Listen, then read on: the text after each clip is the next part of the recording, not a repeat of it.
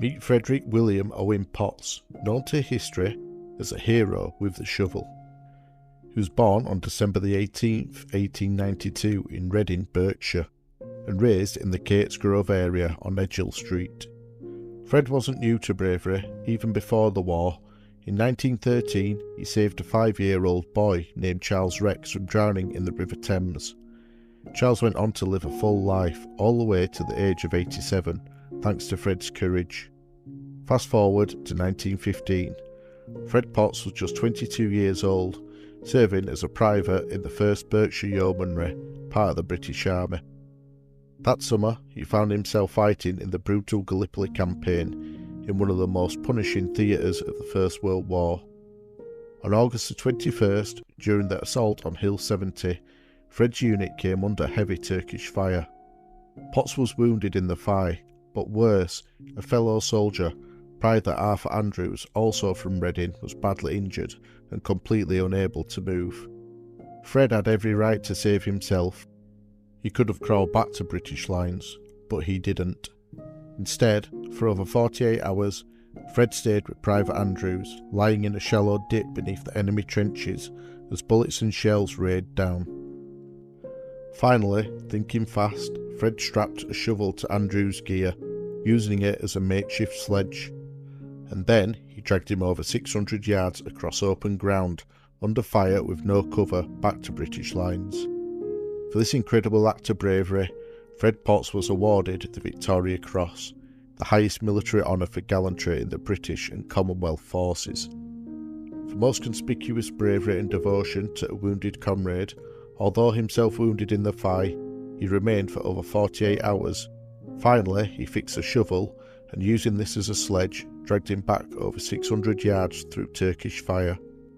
He returned home to a hero's welcome and was forever known as the hero with the shovel.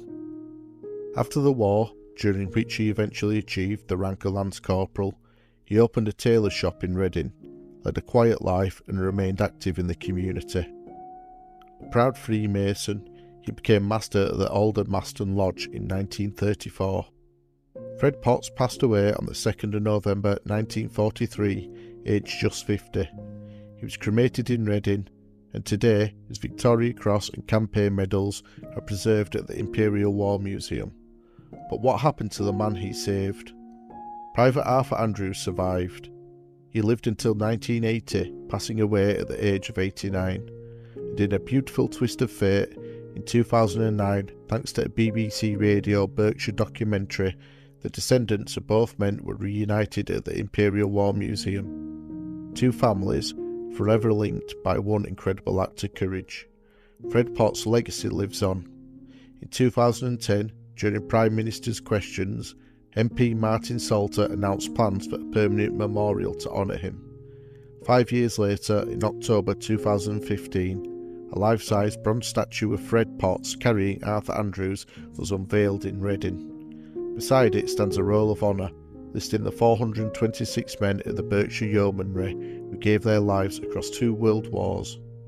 At its heart is a quote from John F. Kennedy, a timeless reminder of service and sacrifice. Fred Potts was just one man, but in those 48 hours under fire, he showed the world true meaning of bravery, loyalty, and what it means to leave no one behind.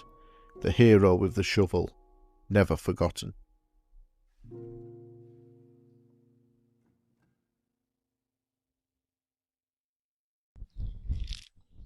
If you like listening to the stories of the history of those who came before, then please give the video a like and subscribe to keep updated about future videos of the history of those who came before.